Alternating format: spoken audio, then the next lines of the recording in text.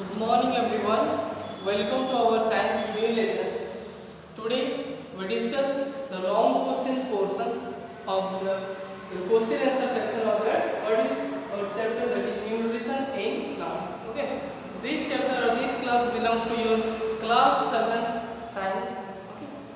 So this is the third part. Before this video we have uploaded two videos. In the both videos we have discussed about, in one video we discussed about your objective type question, that in the next video, the part 2 videos, we discuss about your short type question and very short type questions. Okay, so today we discuss about your section G, that is your long answer type. जो long answer type questions होता है, इनमें हमें क्या करना, लगभग 4 से 5 लाइनें लिखना पड़ता है स्पेशल पॉइंट देके. ओके, नहीं हम इसको ज़्यादातर पैराग्राफ मत कीजिएगा. जब भी लिख रहे हैं long answer type question, maximum point लिख लिखना ट्राई करें. नंबर 1 वर्ड फिर एक लाइन हो गया, नेक्स्ट पॉइंट फिर एक लाइन. इसी तरह से हम अगर लिखेंगे, ओके, तो इस तरह से पॉइंट देकर लिखना चाहिए. तो स्टार्ट करते हैं आज का आंसर. आपका first question, distinguish between parasite and saprotrophic nutrition.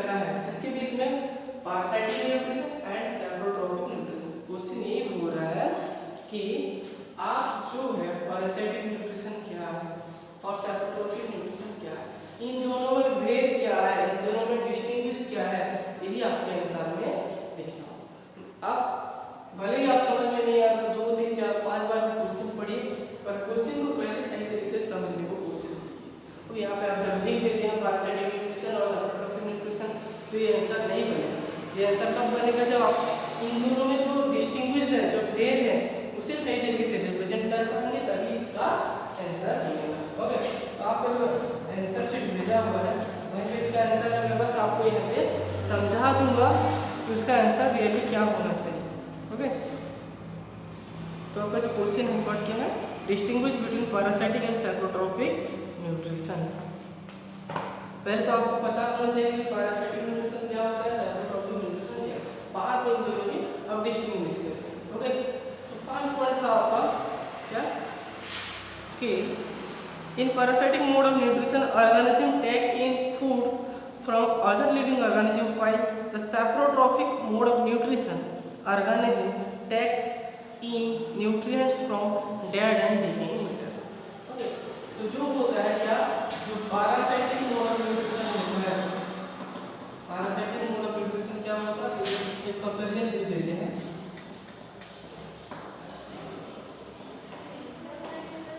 Parasitic को कहा जाता है, पैरासाइटिक मोड ऑफ न्यूट्रिशन क्या है, अगर हमारे सर के ऊपर छोटे जुए वगैरह वो हम लिविंग है, हम जीवित है, वो हम जो पैरासाइट क्या होते हैं, जो जीवित जीवों के ऊपर रहते हैं, तो इसको बाहर रह सकते हैं. उसके अंदर मान लो हमारे अंदर हमारे इंटेस्टाइन में कृमि वगैरह होते हैं, स्मॉल वॉर्म रहते हैं, छोटे छोटे कृमि रहते हैं. वो क्या करते हैं, हमारा जो पका हुआ खाना होता है, जो प्रिपेयर फूड होता है, जो सिंप्लीफाइड फूड होता है, उसको वो लोग खा जाते हैं. ओके, तो और उसके अंदर जो लाउस वगैरह है, लाउस जो जुए वगैरह है, हमारे सर के ऊपर रहते हैं और हमारे वहीं से भी ब्लड को सॉक करके वो लोग उसी से क्या करते हैं, अपना पेट भरण पोषण करते हैं. तो पैरासाइट जो होते हैं एक होस्ट के ऊपर रहते हैं. किसके ऊपर रहते हैं, जिसके ऊपर या अंदर रहते हैं उसको होस्ट कहा जाता है, और जो रहता है उसे कहा जाता है पैरासाइट. ओके, तो पैरासाइट जो है होस्ट के अंदर भी रह सकता है और होस्ट के बाहर भी रह सकते, लेकिन इन दोनों के बीच एक कांटेक्ट अटैचमेंट जरूरी है। इसके अंदर हो या बाहर जाए तो इसके साथ जुड़ा ही रहेगा। ओके, तो ये जो पैरासाइटिक मोड ऑफ न्यूट्रिशन क्या है, ये होस्ट जो है ये लिविंग रहेगा, ये हमेशा जब तक जीवित रहेगा तभी पैरासाइट उसके ऊपर या अंदर रहेंगे और उसी से अपना खाना कलेक्ट करेंगे। पर जो सैप्रोट्रोपिक मोड ऑफ न्यूट्रिशन है इसमें क्या होता है, जो फूड होता है, जब जो पोस्ट मान लो डेड हो गया, वो मर गया या वो सड़ने लगा तभी इसके ऊपर क्या आ जाएंगे, मान लो जो है वो सैप्रोट्रॉप्स आ जाएंगे। सैप्रोट्रॉप्स तो ये सैप्रोट्रॉप्स है वो मरे हुए सड़े हुए चीजों के ऊपर ही रहते हैं, लेकिन जो पैरासाइटिक मोड ऑफ न्यूट्रिशन ये लिविंग थिंग के ऊपर डिपेंडेंट है। इसीलिए अपने सेंटेंस लिखा गया है कि the parasitic mode of nutrition organism take food from living organism. Okay, but in case of saprotropic mode of nutrition they always take the help of dead and decaying organic matter, that may be plant or that may be animal. Okay, so the dead portion of the plant or the dead portion of the animals or the decaying matters, okay, that helps constitute a very good environment for the growing of saprotrophs. Okay, this is the first distinguish in between the parasitic mode of nutrition and the saprotrophic mode of nutrition. Okay, now come to the next one, that organism in which parasitic mode of nutrition is found are called parasite, while the organism having saprotrophic mode of nutrition are called your saprotrophs. This is simple one. Okay, so जो animals parasitic mode of nutrition करते हैं उनको parasite कहा जाता है। Okay, और जो सैप्रोट्रोपिक mode of nutrition करते हैं उन्हें सैप्रोट्रॉप्स का एकदम सिंपल है, नाम से ही आप बना सकते हैं। जो animals parasitic mode of nutrition करेंगे उनको पैरासाइट कहेंगे और जो सैप्रोट्रोपिक मोड ऑफ न्यूट्रिशन करेंगे उन्हें सैप्रोट्रॉप्स कहेंगे। ये आपका दूसरा डिस्टिंग्विश। थर्ड डिस्टिंग्विश क्या आता है, सम पैरासाइट दैट इज तो फिर क्या होता है, पैरासाइट दो तरीके के होते हैं। ओके, एक होते हैं टोटल पैरासाइट और एक होता है सेमी पैरासाइट। ओके, सॉरी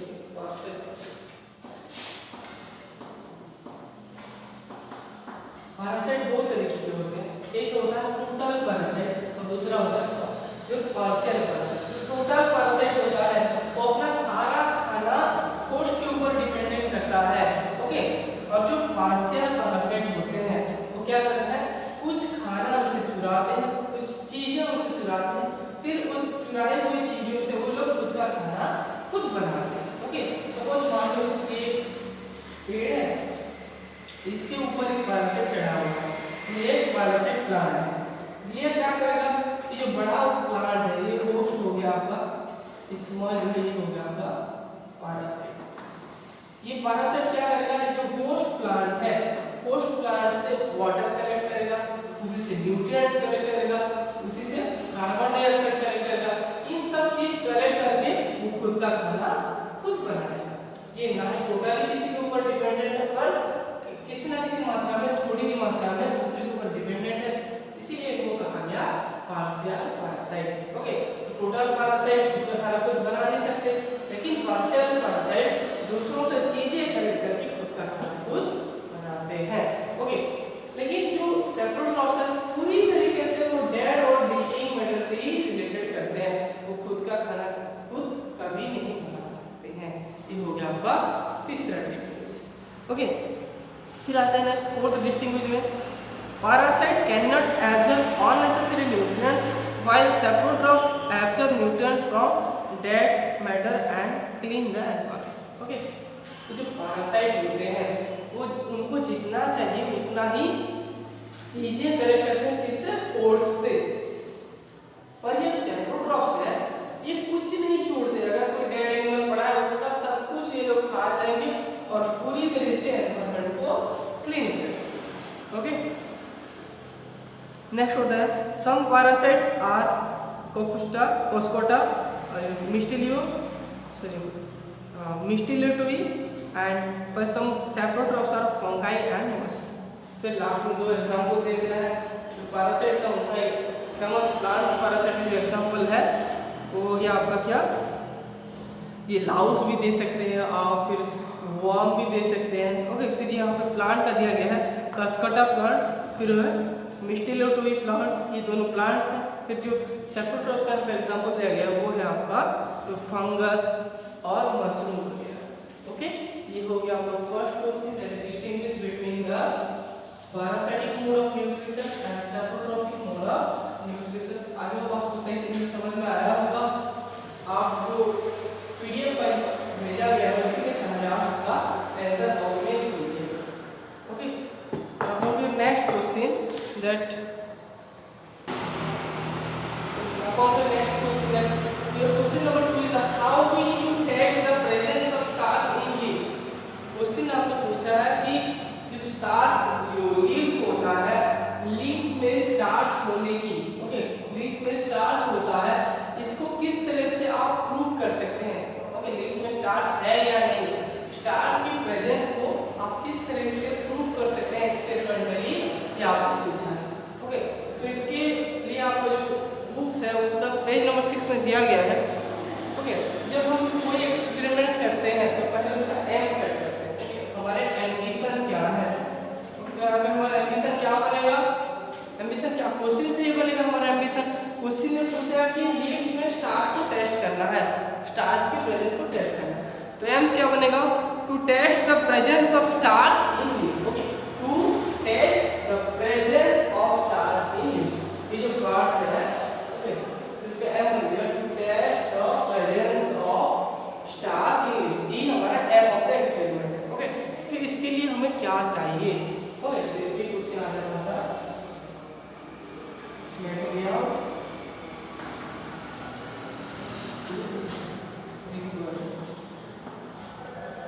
कौन कौन सी चीजें चाहिए कि इस एक्सपेरिमेंट को परफॉर्म करने के लिए। मेनली कुछ चीजें चाहिए, क्या है, जो हो गया पहले लीव्स चाहिए, एक बीकर चाहिए, फिर एक टेस्ट ट्यूब चाहिए। ओके, फिर आपका ये क्या है, एक बर्नर चाहिए। ओके, और फिर होगा तो आपके पास एक क्लैंप होना चाहिए, इस तरह एक क्लैंप होता है, क्लैंप होना चाहिए, क्लैंप के साथ आप पकड़ के इस चीज को गर्म कर सकते हैं। ओके, ये सब चीजें चाहिए। फिर और क्या चाहिए, आपको वाटर चाहिए, फिर आपको अल्कोहल चाहिए, फिर आपका क्या आयोडीन सॉल्यूशन चाहिए। मैं इस एक्सपेरिमेंट को करने के लिए कौन कौन सी चीजें लिया, एक लीव्स लिया है, एक बाउल लिया है और एक टेस्ट ट्यूब, फिर एक बर्नर, एक होल्डर, फिर वाटर, अल्कोहल और आयोडीन सॉल्यूशन। इन सारे चीजों की जरूरत होता है जब भी हम इस तरह का एक्सपेरिमेंट करेंगे। फिर नेक्स्ट आता है क्या, फिर प्रोसीजर। ओके, प्रोसीजर मतलब क्या कुछ करेंगे इस मेथड में। प्रोसीजर में क्या करेंगे, पहले किसी भी हेल्दी ट्री से एक लीव्स लाएंगे, ये हेल्दी होना चाहिए, फिर जो कि सनलाइट में होगा, फिर क्या होगा, थोड़ी देर इसको फिर से सनलाइट में रख देंगे और फिर आके इसको जो हॉट वाटर है, हॉट वाटर में इसको बॉयल कर देंगे। जब ये पत्ता पूरी तरह से बॉयल हो जाएगा तब क्या करेंगे, एक टेस्ट ट्यूब में क्या लेंगे, हम अल्कोहल लेंगे, अल्कोहल में पहले लीफ को डीप कर देंगे। ओके, अल्कोहल में इस पत्ते को छोड़ देंगे, फिर जो हॉट वाटर होगा यहीं पर आके इस टेस्ट ट्यूब को रख देंगे। ओके, तो इनडायरेक्टली अल्कोहल भी थोड़ा हॉट हो जाएगा, गर्म हो जाएगा। पहले जो हम गर्म किए लीफ को किए, पत्ता क्या होगा, एकदम सॉफ्ट हो जाएगा। और जब आप अल्कोहल में इसको ढक करके डीप करके थोड़ी देर गर्म करेंगे तो जो ग्रीन कलर है एकदम से वैनिश हो जाएगा और एकदम से ट्रांसपेरेंट हो जाएगा, मतलब कि पत्ते को इस पार से अगले पार को आप इजीली देख पाएंगे। ओके, फिर इससे निकाल कर इसके ऊपर क्या करेंगे, आप थोड़ी सी आयोडीन सॉल्यूशन डाल देंगे। ओके, इसका सॉल्यूशन आप ऐड करेंगे, आयोडीन का सॉल्यूशन ऐड करेंगे। ओके, जब आयोडीन सॉल्यूशन ऐड करने के बाद इसका जब कलर ब्लू ब्लैक हो गया, जब जो लीव्स का कलर ब्लू ब्लैक हो जाएगा तब आप कंफर्म हो जाना कि उसमें क्या है, स्टार्च है। अगर वो ब्लू ब्लैक नहीं हुआ तो ये कंफर्म हो जाएगा कि उसमें स्टार्च नहीं है।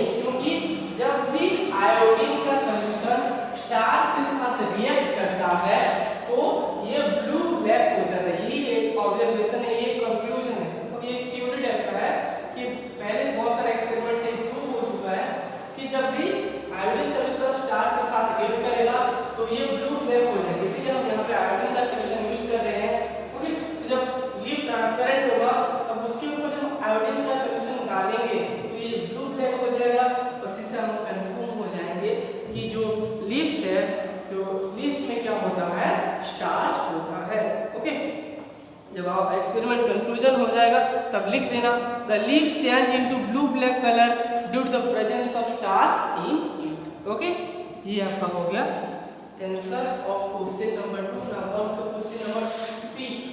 ओके, तो क्वेश्चन नंबर 3 में क्या दिया गया है?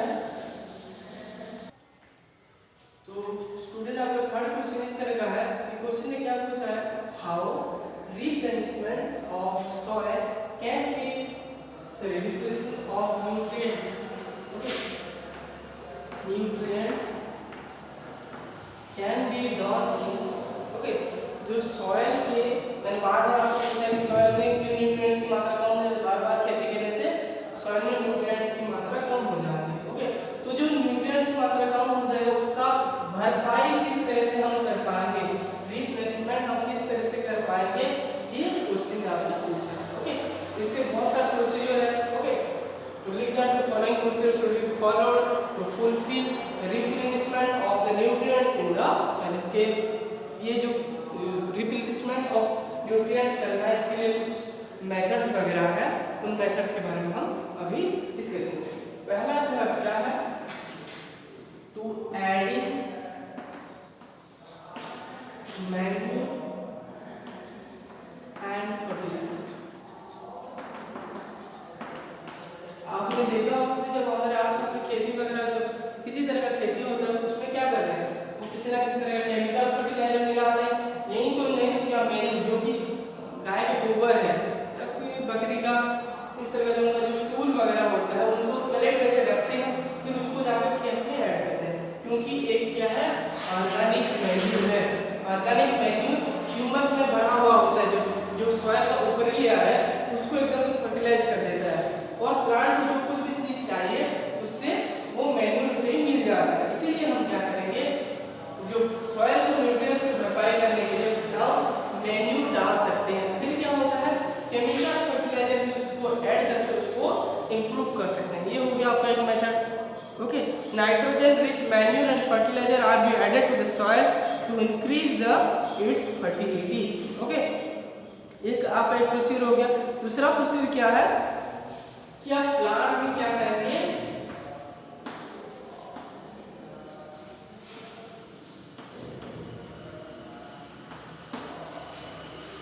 लेगुमिनस प्लांट उठाएंगे। ओके, क्या करना है हमको, leguminous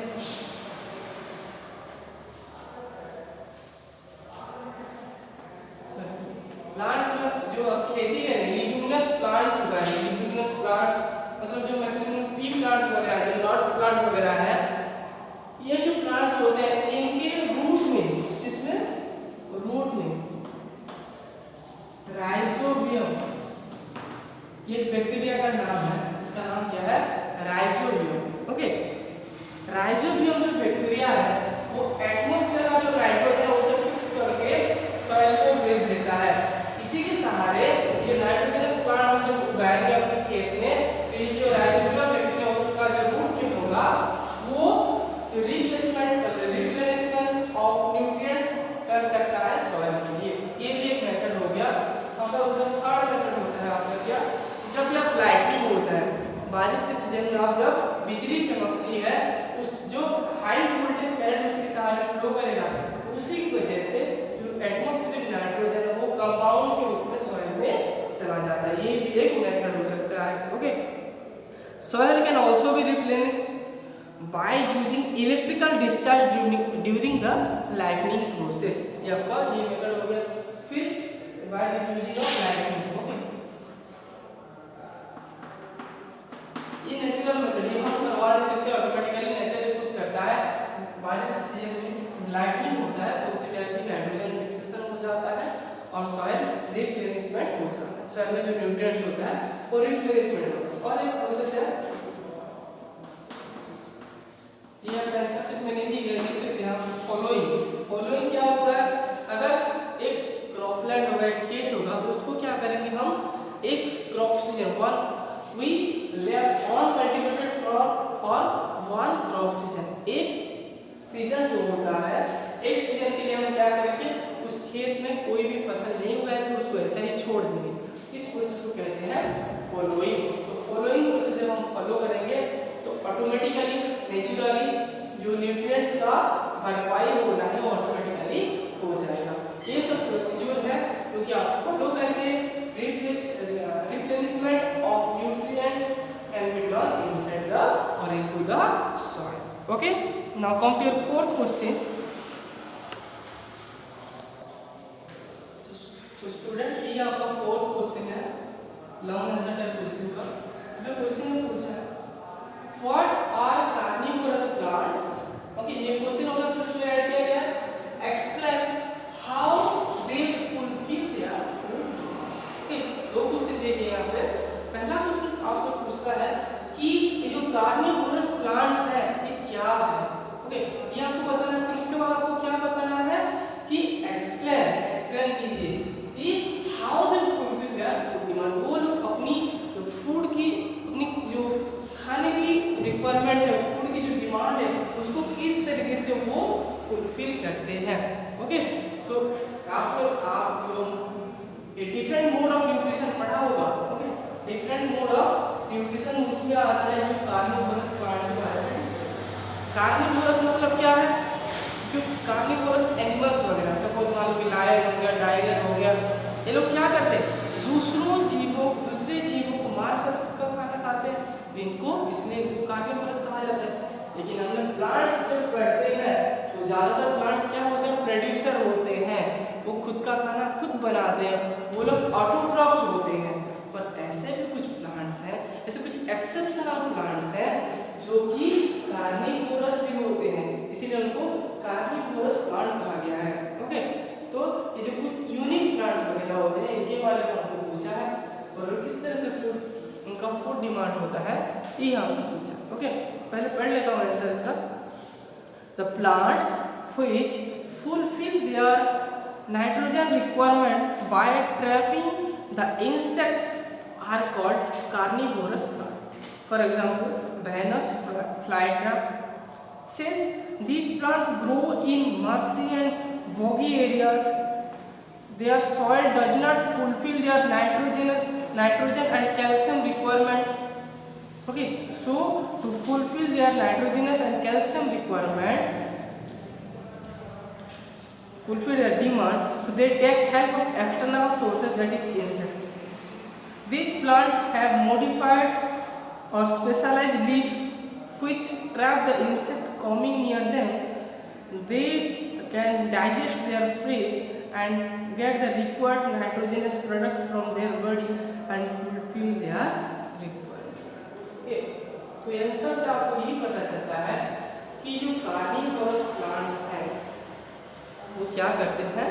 The plants which fulfill their nitrogen requirement by trapping the insects are called carnivorous plants. ये जो कार्निवोरस प्लांट है इनको अलग तरीके से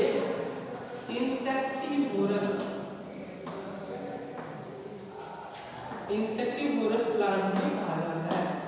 ओके, ये इंसेक्ट के अलावा और छोटे चूहे मकोड़े इनको भी खाया जाता है, लेकिन मेनली इनका जो खाना होता है वो क्या होते हैं, इंसेक्ट होते हैं। इसीलिए इंसेक्टिवोरस मतलब खाना, कार्निवोरस मतलब दूसरे का एनिमल को फीड करना को कार्निवोरस।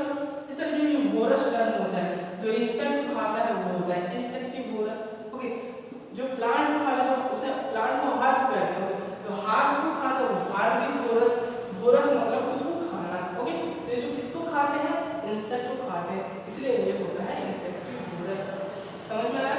देखो ये जो एनिमल्स वगैरह जो प्लांट्स वगैरह होते हैं जो कि इंसेक्ट को खाकर किसका डिमांड फुलफिल करते हैं, नाइट्रोजन का डिमांड फुलफिल करते हैं, उन प्लांट को कहा जाता है कार्निवोरस प्लांट। इसका एग्जांपल क्या है, पीचर प्लांट हो गया, फिर आपका एग्जांपल में कहा जाए वेनस फ्लाईट्रैप हो गया।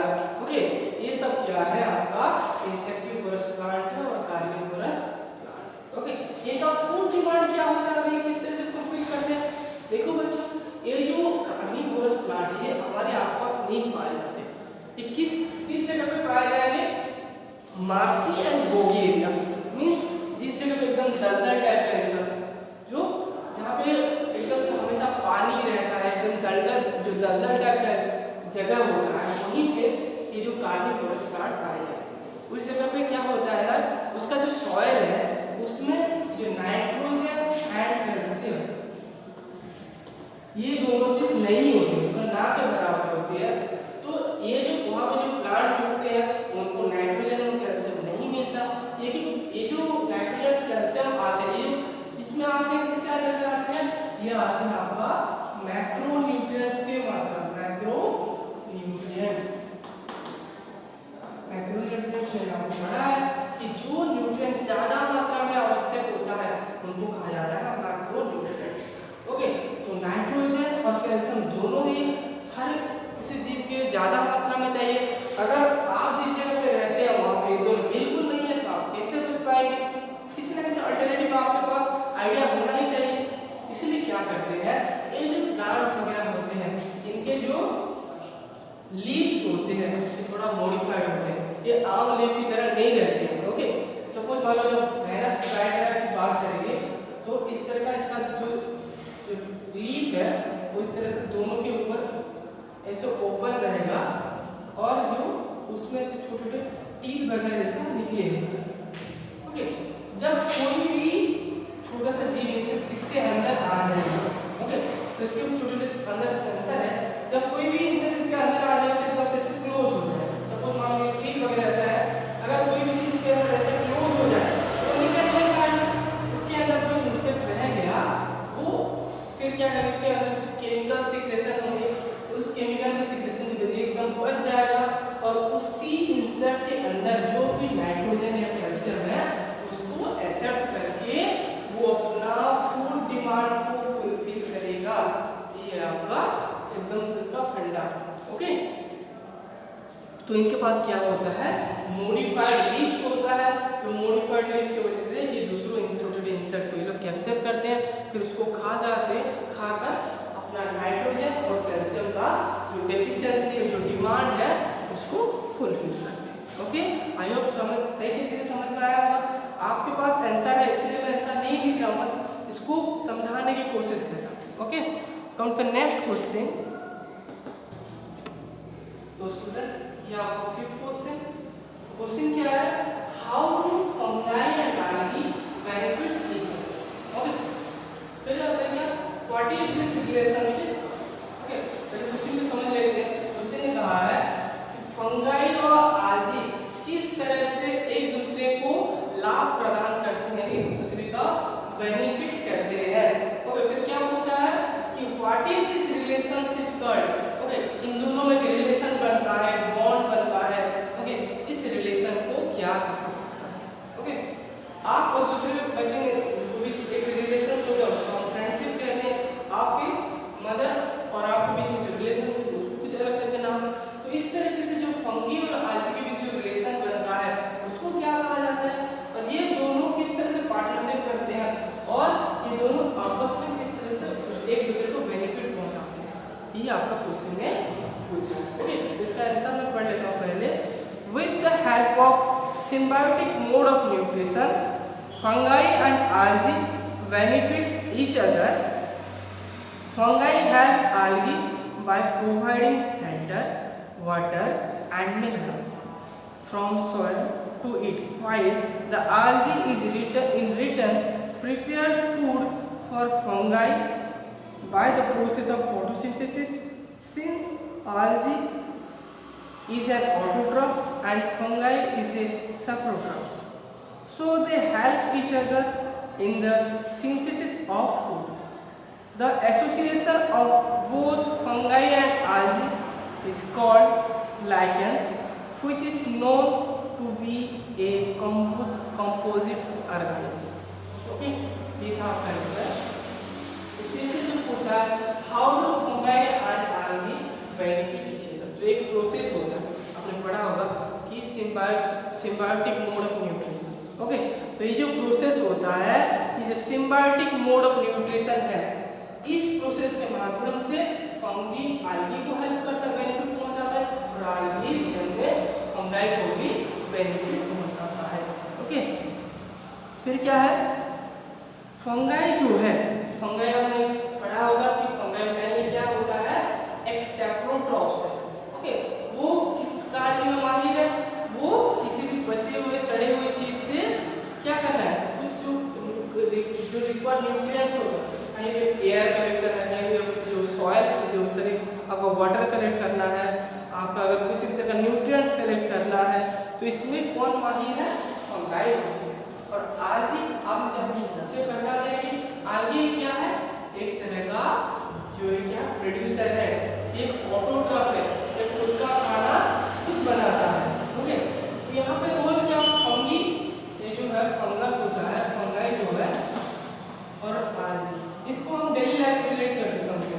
तो फंगाई यहाँ पर रोल प्ले करता है एक फादर का, और आल्गी रोल प्ले करता है मदर का। ओके, हमारे हाउस में क्या होता है? हमारे जो फादर्स होते हैं वो मार्केट में जाकर कुछ चीज़ खरीद के लाते हैं, चावल दाल वेजिटेबल्स खरीद के लाते हैं, और रिटर्न में हमारे मदर जो क्या करते हैं? घर में कुकिंग करते हैं, कुकिंग करके दोनों जो खाना बनता है उसको बांट के खाते हैं। ये सिंपल फॉर्मूला है। तो सिंपली यहाँ पर भी यही फॉर्मूला यूज किया है। जो फंगाई है वाटर कलेक्ट करता है, न्यूट्रिएंट्स कलेक्ट करता है, और एक घर देता है आल्गी को रहने के लिए। ओके, तो इसी के सहारे आल्गी वहाँ पर आके रह जाता है, और इस जो भी प्रोवाइड करता है, न्यूट्रिएंट्स हो गया, वाटर हो गया, तो उसको लेके वो फोटोसिंथेसिस प्रोसेस से फूड बनाता है, और वो फूड को दोनों बांट के खाते हैं। यही होता है जो कि एक दोनों को वो बेनिफिट पहुंचाते हैं। और ये जो दोनों का जो बंड बनता है, आल्गी और फंगाई का जो बंड, जो एक रिलेशनशिप होता है, इसको कहा जाता है लाइकेन। तो आल्गी और फंगाई जब एक साथ मिलके रहते हैं तो उनको लाइकेन कहा जाता है। ओके, ये जो जिस प्रोसेस से एक दूसरे का हेल्प करता है वो होता है आपका सिम्बायोटिक मोड ऑफ न्यूट्रिशन। यहाँ पर क्योंकि दो अलग तरीके के चीज, एक तो फंगस जो है एक सैप्रोट्रॉप्स है, आल्गी जो है ऑटोट्रॉप्स है, ये दोनों डिफरेंट जीव एक जगह जब मिल के रहते हैं, इसीलिए उनको क्या कहा जाता है? एक तरह से कंपोजिट ऑर्गेनिज्म भी। ओके, मैं hope you clearly understand about this question. The written answer will be provided to you through the PDF mode. Okay, so you look at the PDF and write the answer detail. Okay, मैं ये आशा करता हूँ कि आपको सारा answer सही तरीके से समझ में आया होगा। इस चैप्टर को मैं 3 पार्ट करके सारा क्वेश्चन बिट बाय बिट सही तरीके से आपको समझाने का कोशिश किया हूँ। आप वीडियो को बार बार देखिए और आंसर को पहले समझिए, बाद में लिखना। लिखने में कोई बड़ी बात नहीं है, आप लुक एंड राइट फॉर्मेट करके देख देख के लिख सकते हो, लेकिन आप पहले सही तरीके से समझ जाइए, फिर आंसर लिखना। Okay, thank you so much, have a good day.